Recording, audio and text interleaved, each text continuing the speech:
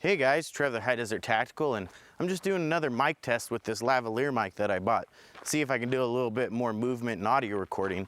But we're actually going to talk about a holster today. We're going to talk about a tracker leather holster. Now, for those of you who watched my channel and actually been around for a while, you obviously know that I'm a big tracker leather fan. It's a locally made holster by Ed over here at Lost Creek Armory that's just down the jaunt. I recently purchased one of his tracker leather holsters for my LC9 right here. Yeah, it's one of the most god-awful, ugly semi-autos in the 9mm that you can get. It's got a horrendous trigger pull because it's a permanent double action.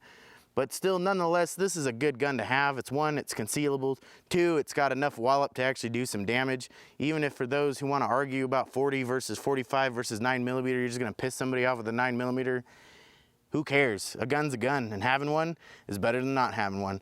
So we'll get to a quick review about the new tracker leather that I've just recently got for my Springfield XDs, which is a bigger caliber, but in the same package as the LC9. So let's get started on that.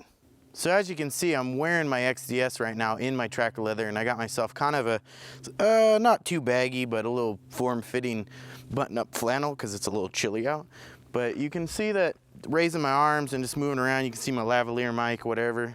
But you can see it, there's really not much printing there, you know, and it looks pretty good. The only thing about the XDS that I had to do with this holster is actually wider than the LC9s. And the LC9s I actually would have like right over my hip on my right side because I am right-handed. But since it's a little bit wider, it actually pushes out your pants a little bit. And if you actually wear too baggy of pants, it actually makes your pants look a little funny. We obviously don't want that. So I have to have it shifted back a little bit. But obviously, Ed got a little wise because the man's been doing holsters forever. He's got the XDS canted forward a little bit, you know, actually towards the front if you're a right-hander. And so that makes it a little bit easier to get a hold of. So if I went to draw, I can remove the gun.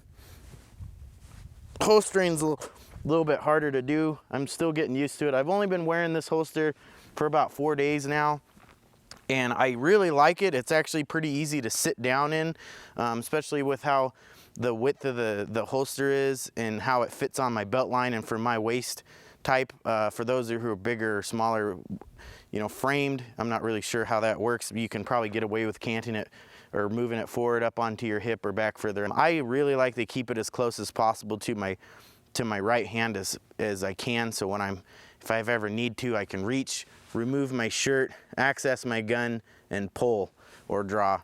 All right, let's get down to a little bit of dimensions on the difference between the LC9 holster and the XDS holster. Here's the tracker leather in the waistband holster for the XDS.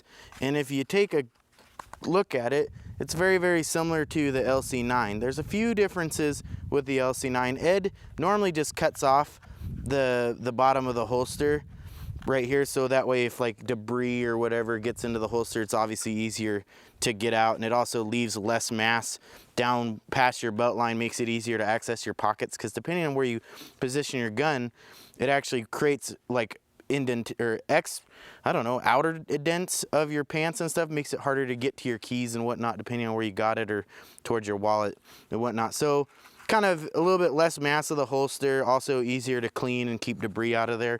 When Ed did my holster for my LC9, he actually left that on there, and I didn't really have any trouble with debris in this anyways, because it's not like I wear my gun and buck hay or roll around in the dirt.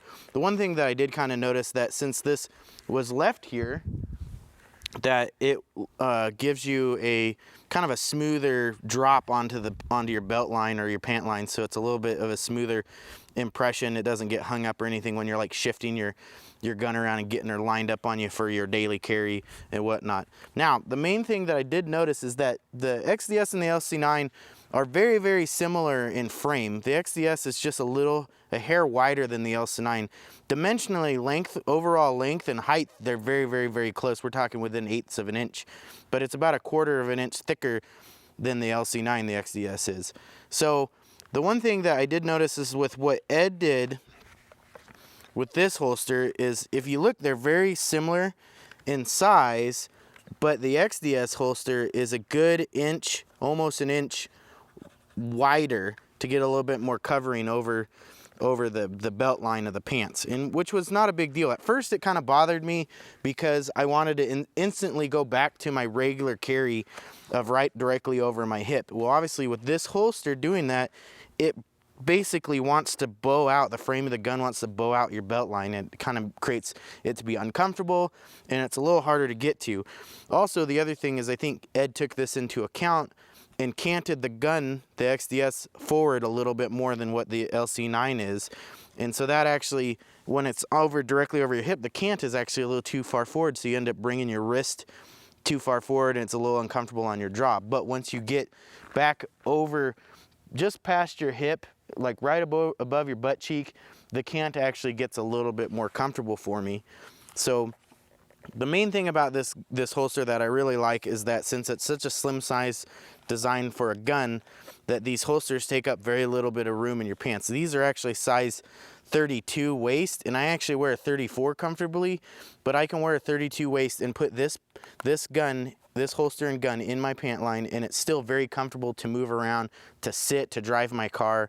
It works very, very well that way. These holsters, they're definitely like a shoe, so they do have a break-in period. Right off the bat, they're not going to be the most comfortable holster, but after a while, they actually do meld to your body very, very well, especially over time with your body heat and your sweat and whatnot.